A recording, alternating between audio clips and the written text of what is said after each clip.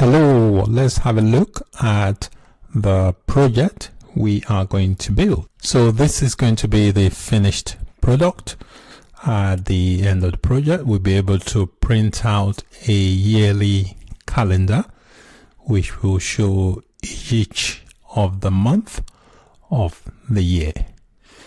Alright, at the moment it's displaying 2017, but you can customize it to display the calendar for any year you specify. So that's it. Thanks for watching. Bye for now. Hello and welcome to this video. In this video, I'll be explaining how the PHP include statement works. The include statement basically is used to copy content of a file into another file that uses the include statement.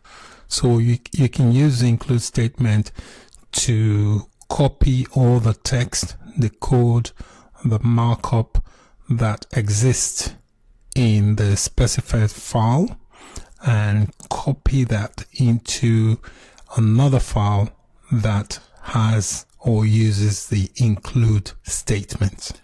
The include statement is very useful, especially when you want to include the same PHP, HTML, or text files on multiple pages. So if you want the same files to appear on multiple pages, for example, if you've got 100 pages on your website or something and you want them to be consistent, you can use include statement to include the same files on each page. And when using the include statement, it will normally insert all the files from the content it's about to copy into the page or file that has include statement. It will copy that first before the PHP code is executed. Using the include statement to include files saves a lot of work, which means that you can create standard header, footer, or menu files, or other type of files for your website. Then all you need to do is update the relevant file you need and just include that in your include statement. So makes it very easy to manage web pages. And the syntax is really simple.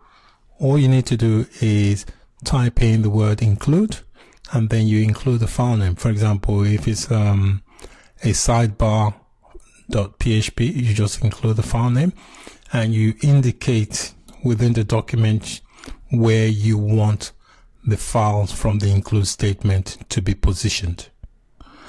The best way to see how the include statement is used is to show you an example. So here I've got a basic web page here. This is just a test page and this is the directory for my file and I've got 3 files in there.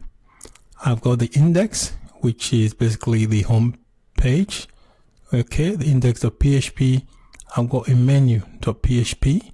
You can see this menu on this listed here. That's from this file. And then I've got the footer.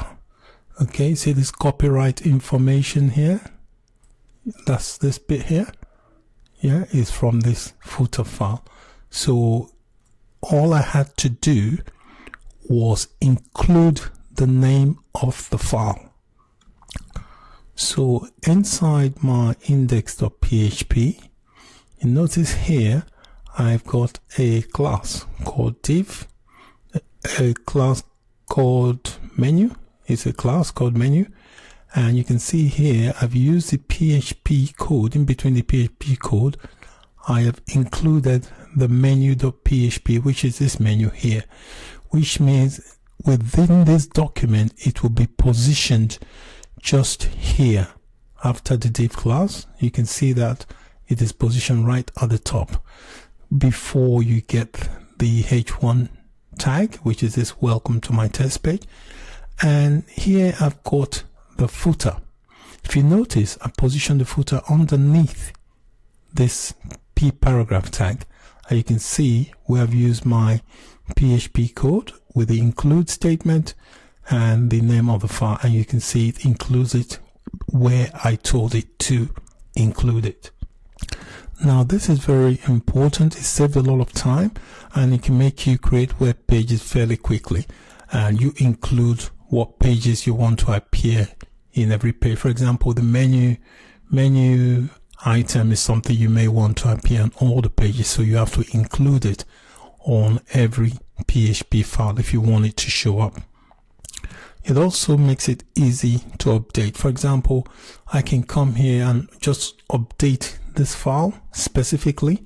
I don't need to go through all the files. I'll just update what I need and just save that file, and it will automatically update and it will show up on all the relevant pages it is included in. So you only have to update the main file itself, and it will propagate the changes to all the pages that has the include statement.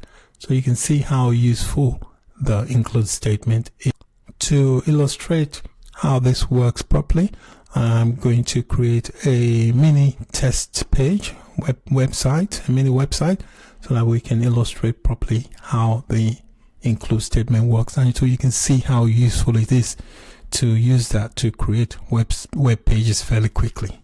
So that's it for this lecture. Many thanks for watching. Bye for now.